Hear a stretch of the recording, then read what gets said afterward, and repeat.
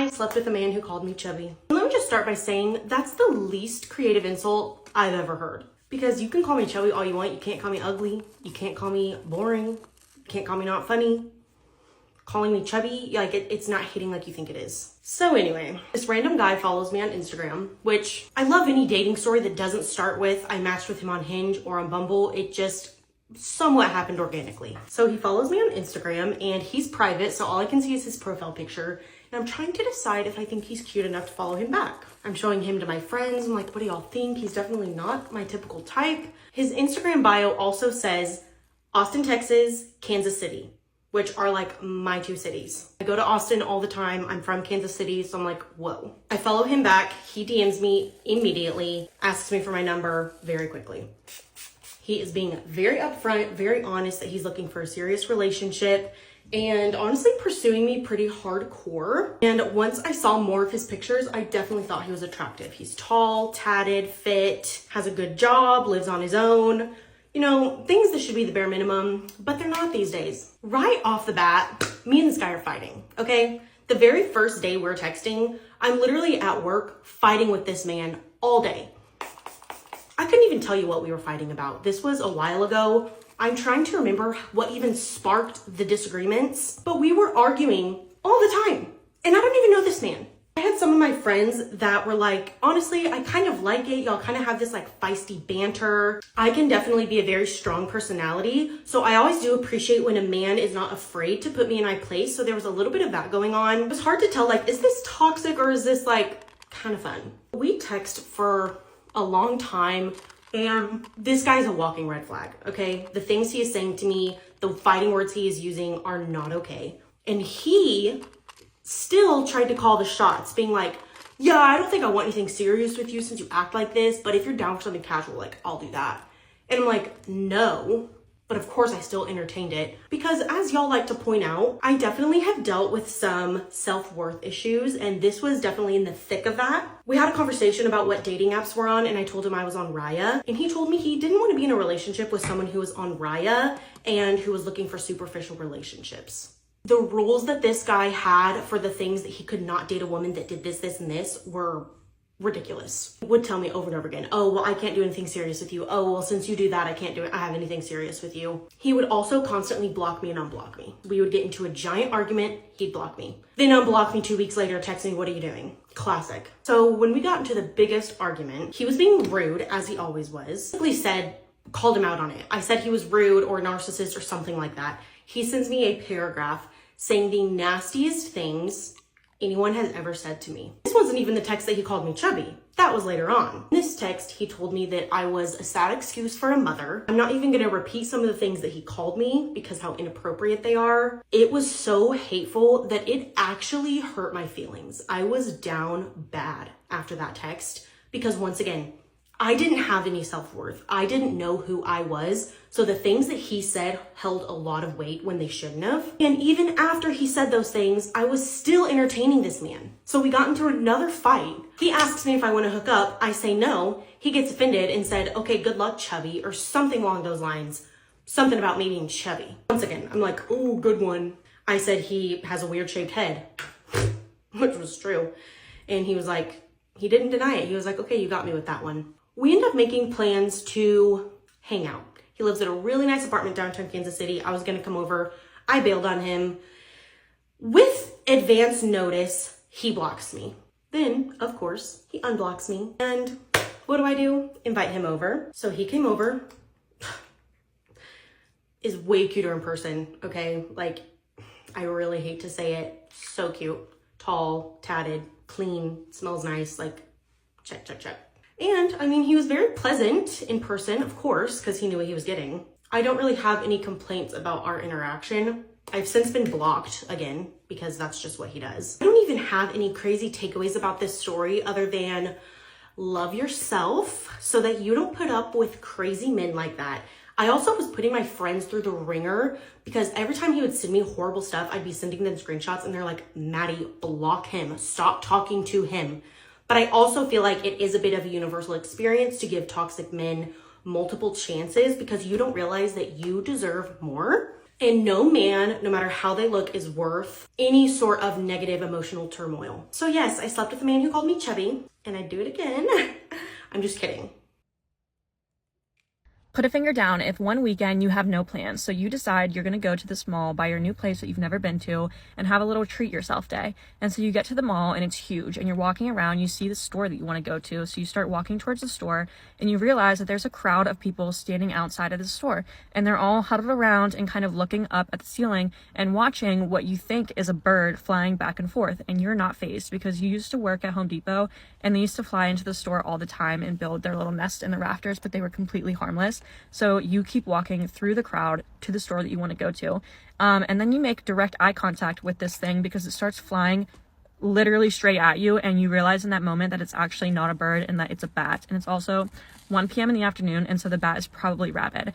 And it doesn't look like it's flying anywhere else except straight at you. So you obviously start freaking out a little bit. You flail your arms, you scream, and then you don't see the bat anymore. And now you're feeling embarrassed because there's a crowd of probably 20 people around and they're all staring at you because you just made a scene. And so you do one of these. I'm so sorry, guys. That was so crazy. But what are you going to do? You have to move on with your day. So you continue walking into the store that you want to go to. And that's when you make eye contact with one of the guys that's in the crowd through the glass of the store that you're now in. And he goes like this, "It's on your back." And you say, "The bat?" And he says, "Yeah, the bat is on your back." And it's also the middle of summer, so you're wearing just like a thin tank top, and this bat, you realize, must be attached to the tank top because you don't feel it on your back at all. And so naturally, once you realize that this bat is attached to your back, you throw the purse that you're carrying across the store that you're in. You step out of the Boston clogs that you're in, so now you're barefoot. You sprint out of the store back into the middle of the crowd of people. And if you thought that I was making a scene before, you should have seen the scene that I just caused then, because not only was I screaming, but I was also cursing and actively trying to hit this back off of my back. And there are poor mothers with their children around, covering up their children, like shielding them away from me. And obviously nobody's helping me because it's probably rabid and nobody wants to touch the bat. And so finally you hit it with the back of your hand and you feel it, and then you look down and now there's a bat on the floor, and now you're really embarrassed and everyone is like, "Oh my gosh, like what just happened?" And you are apologizing again, and the guy that had helped you in the first place was like, "You don't need to apologize, like that was crazy." And then this kind woman comes up to you and she looks at you and you're literally shaking and also still barefoot, and she says, "Honey, you need to go to the hospital." And you say, "Right, because I probably have rabies now." And so obviously you start instantly sobbing and you sprint to the nearest bathroom and you start vigorously washing your hands because you just touched the bat with your bare hand, and you're sobbing, and there's a poor woman washing her hands next to you and she says nothing. And then you leave the bathroom and the kind lady is talking to a security guard and she points at you and says, "There she is." And you walk over to the security guard, still sobbing. And he says, "I'm going to take your name and number. I'm not really sure the protocol in this situation, but I'll call you." And you say, "I don't blame you. I wouldn't expect you to know what to do right now." And then the lady says, "I think the bat is like still alive." And you're thinking, like, do you want me to finish it off? Anyways, while you're sobbing and uncontrollably shaking because of what just happened, the woman says, "Are you going to be able to drive to the hospital?" And you say, "Yeah, like I think I'll be fine. I just need to like breathe and calm down a little bit." And the security guard goes, "Do you want me to call you an ambulance?" And you say, "No, I cannot afford that." So then you get in your car and you drive to the hospital and you're calling your parents in between this, and you're on Google and your parents are on Google looking up coming in contact with a rabid bat, and Google is saying that sometimes you won't even know if they bite you because their teeth are so small you won't even feel it. And they're also saying that if you can, you should collect the bat and take it to the Department of Health to get tested for rabies, because if it comes back negative, you won't need to continue the rabies vaccination. And so the security calls you back from the mall and asks if you're okay. And you say, "Yeah, I'm just going to the hospital right now. By the way, like I'm reading all this stuff online that says that you should collect the bat and take it to the Department of Health to get it tested if you can." And they say, "Absolutely, we're going to do that. And whoever comes and picks it up, we'll give them your contact information so that they can call you." And so you go into the hospital and all of the doctors are absolutely shocked by the story that you tell them. But the doctor looks on your back and he doesn't see any bite marks or anything, and you're like, "Well, you know, you're reading online and it says sometimes you can't even see the bite marks, but whatever, they're the professionals. And so he asks if they're getting the bat tested. And you say, yeah, they told me they are. And he says, okay, I'm not going to have you get the rabies vaccination right now because it's not protocol unless you were bit or unless we know that the bat was positive for rabies. So if they call you back and tell you that it is, then you should probably come back in and get the shots. And you say, okay, you're a little bit freaked out because everything that you're reading online is telling you that you need to get the vaccination immediately. So then you leave and you call the security back and you say, hey, it's been like 2 hours. Did somebody from the Department of Health come and pick up the bat? And they say, oh, we threw it away. And you say, you threw the bat away? And they said, yeah, my supervisor wanted us to get it out of the mall as quickly as we can, so we just like threw it away across the street. And you're thinking, I'm pretty sure that's illegal if the bat was rabid, okay? But anyways, the bat's not getting tested for rabies anymore. So then you call the doctor back, and this is seriously what he sounds like on the phone. Oh, I don't know, like, I'm not sure, like, if you weren't bit, like, you wouldn't need it, but if they're not getting it tested, like, I don't really know. So now you're really freaking out because nobody is telling you what to do and you're afraid that you're going to die from rabies. And he says that you should call the Department of Health and see what they say. And it's a weekend, so you're calling them, they're not answering, you're calling their 24/7 line, nobody's answering. And so you call the doctor back and you say, I can't get a hold of anybody from the Department of Health. By the way, it's probably 10 p.m. at this point. And he says, I'm kind of thinking you should just start the rabies vaccination series. And you say, thank you. Like, is there any side effects or anything? People keep walking past me and I keep getting embarrassed. But anyways, you say, is there any side effects to this rabies vaccination shot as to like why you're so hesitant to give it to me? He says no. And so you're like, yeah, I'm going to come back in and get that then.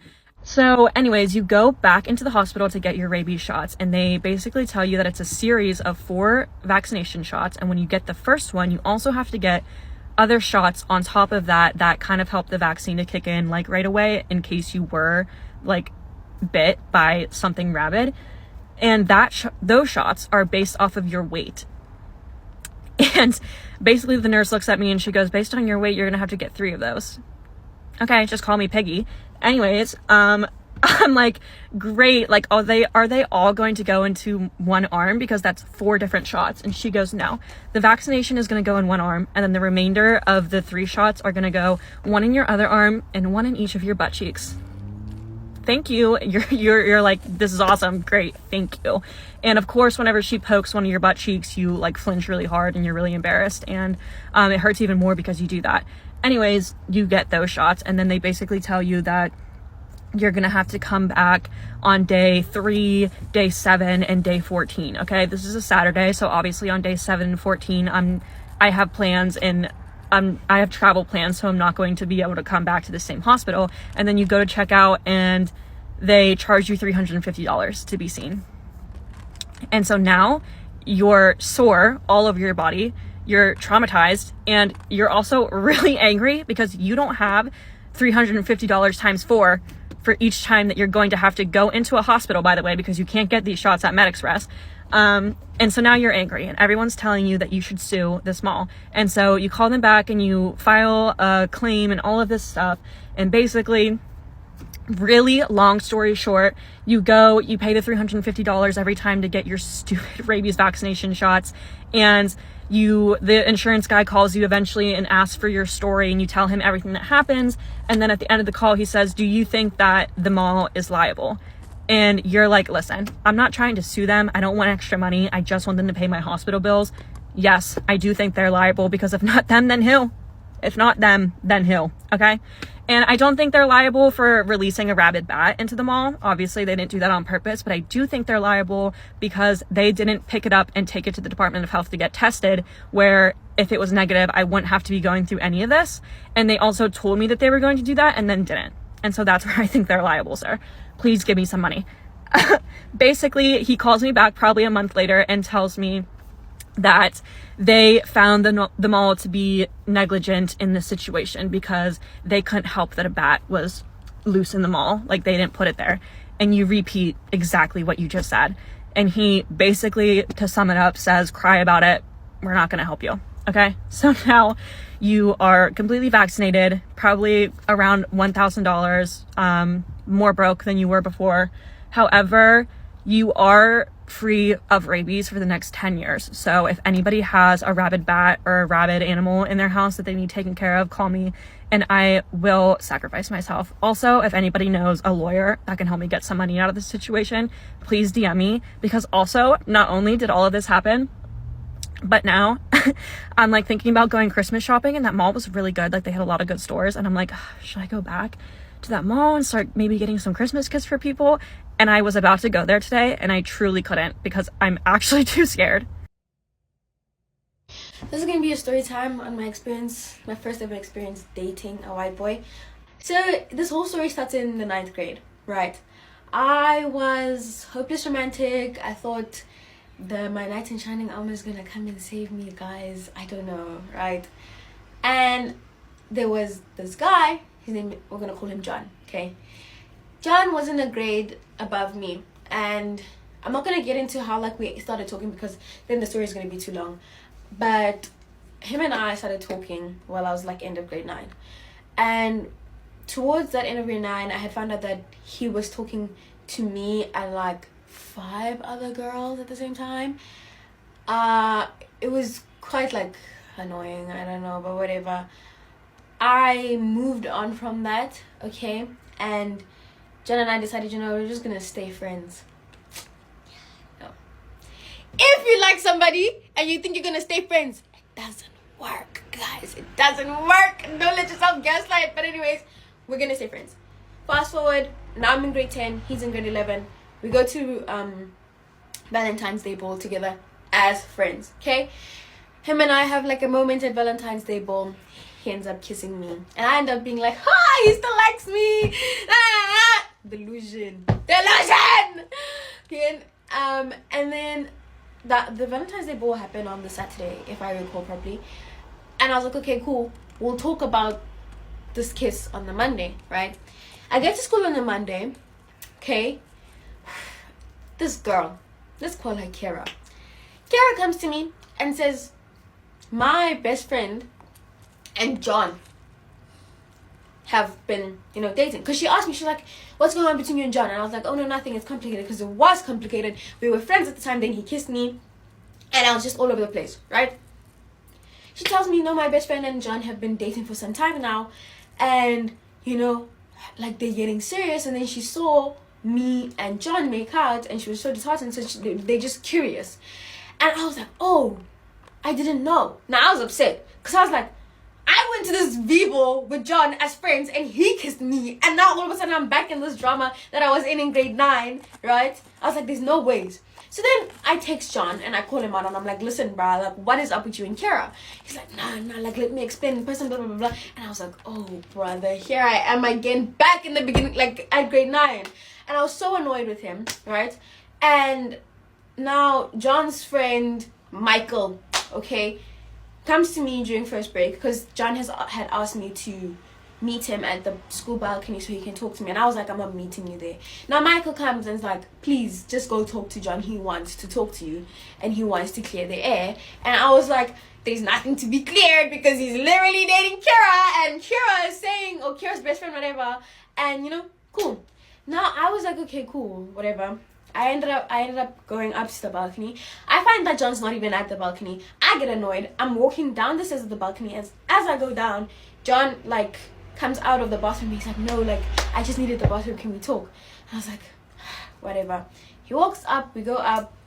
He starts telling me like, no, Kara's best friend, whatever. What's it? Okay, let's give her a name. Her name is Cammy. I don't know. Cammy and I on a thing. She's just, we were a thing in December, but she's just been carrying it on till now, blah, blah, blah, blah, right? And she just thinks that we're still a thing. And, it's always just been you. But I don't know, bro. Okay. And at that moment, I was standing on business. I said, no, John, like, I literally went with you to the V-ball as friends, and now all of a sudden I'm, like, stuck in this drama again from grade 9. I'm trying to improve myself, because at the end of the 9th grade, I didn't write India exams because I was hospitalized, right? And so I'm trying to improve academics, and you know that, and you're just pushing me. My battery's dying, but anyways, you're pushing me back down. And he was like, I just kept standing on business, and he got mad, and then he was like, okay, cool, and then he walked away. And I was like so livid. Okay, that was first break. Time goes by, second, like periods are going, and then it's almost second break, and I start to text him, like, and I'm like, okay, can we meet? As I'm texting, John has the audacity to say, stop typing. Who are you to tell me that when you can't be mad at me right now? But anyways, okay, cool. And then I sent the message and then he stopped typing, and then I said, okay, fine, whatever. Like, I'm waving my white flag. I'm not gonna do this. Like, this is so stupid. And then he's like, nah, okay, it's fine, we can meet. We ended up meeting, and I ended up telling him, like, listen, okay, I probably acted off of like anger and whatnot, and I'm sorry, but you have to understand where I'm coming from. John literally just looked at me the whole time, and this brother started crying. Okay, cool. Like, I didn't know how to act, and I was like, okay, cool, I'm just gonna like comfort him, because clearly we're both hurt in the situation. I didn't even know anymore. Crocodile ass tears, but okay, we move on. John and I, we ended up being friends again for a bit. Again, a flirtatious friendship. My first kiss with him was the V-ball night, and then we move on, right? A bit longer, for a bit more. Flirtatious. Then, right, John gets into a relationship with this other girl. Let's call her Mackenzie, right? Him and Mackenzie become friends for a bit, or like they start dating for a bit, or like talking, I think. But she was like in a year younger than me, right? And John one night got like, litty, and he ended up texting me, and he was like, oh, you know, I still want you, I still like you, right? And I was like playing along in the beginning, because I was like, oh, I can tell that he's kind of drunk and it's just a joke. And then towards the end I was like, okay, no, like, I'm gonna go to bed, because you're low-key not gonna remember this, and you're gonna regret saying all of this, and it's just a joke, right? For now. He's like, nah, I won't forget, I promise. And I'm like, okay, but I don't want you to hate me in the morning, so it's fine, let's call it a day. He's like, nah, I won't hate you, because whatever. I wake up in the morning, I text him and his friend Mike, I think I called him Michael, him and Michael, and I was like, listen, I know you guys like had a lady last night, because it was a school night, and I was like, I can buy you a Monster so that you can just wake up. Okay, cool. I text John's sister Delilah, because she was also like lady, and I'm like, do you want like a Monster? She's like, yeah. And I got the flavor, and I asked her like, what flavor should I get for everyone? She's like, no, just text my brother John and he'll tell you. I text John is rude as hell. I was like, just get whatever. And then I went to the store and I got Michael and Delilah a Monster, and I didn't get John, because I was like, you're not gonna be rude to me. I'm trying to do you a favor, because now you regret what you said. Okay, cool. Get to school, hand over the Monster to Michael and Delilah, and I go to class, right? Or like we were in like the circle before I go to class actually, and John is like so like done with me. He's not even giving me the light of day at the time, and I was like, ah! So he hate me now all of a sudden, and I said, okay, cool. I go to register. He texts me. He's like, hey, sorry for acting a bit this, where's my Monster? I said, nah, you were being rude to me in the morning. I'm not gonna get it. He's like, oh, nah, but I'm just not feeling well. I'm a bit like hungover. It's not about you. And then I was like, listen, if you're gonna act like whatever you said last night didn't happen, then cool, it didn't happen. He's like, nah, that's not the case, blah, blah, blah. And then we were supposed to talk about it at the end of the school day, right? The school day goes, we didn't talk the whole day. We end up having to meet again at the school balcony, and I asked him, I'm like, listen, like, tell me, because I thought you and Mackenzie are dating. Now all of a sudden you're telling me that you still want me, and I'm a girl's girl, so I'm not about to play this game with you. And then he's like, no, me and Mackenzie broke up. And I was like, oh, okay. Why? He's like, nah, because I don't even know what his reasoning was. But long story short of that conversation, it ended up like with nothing being discussed. He was just like, I just want to go home and I want to sleep. And I'm like, okay, if that's all you want to do, then that's what you're gonna get. Go home, go sleep, go do your work. We end up leaving that night. I snuck out of the house, and because I don't know, I was in my rebellious phase, guys. Snuck out of the house, and I ended up going to Delilah's house, which is aka John's house as well at the time. Being in a DV relationship is hard enough, but when the person who put their hands on you is lying about it, makes it way harder. And there will be proof at the end. This just shows how much men don't care about us women. Stay safe, ladies. It's not for the weak. And I really should have known when he outed me on live, but hey. I was way too attached, so I stayed with him, but when he put his hands on me, I was not going. Before I get into my story, I want y'all to realize how dangerous it is for us trans women to be in a relationship. Rest in peace, Girl Allah. You deserve so much better.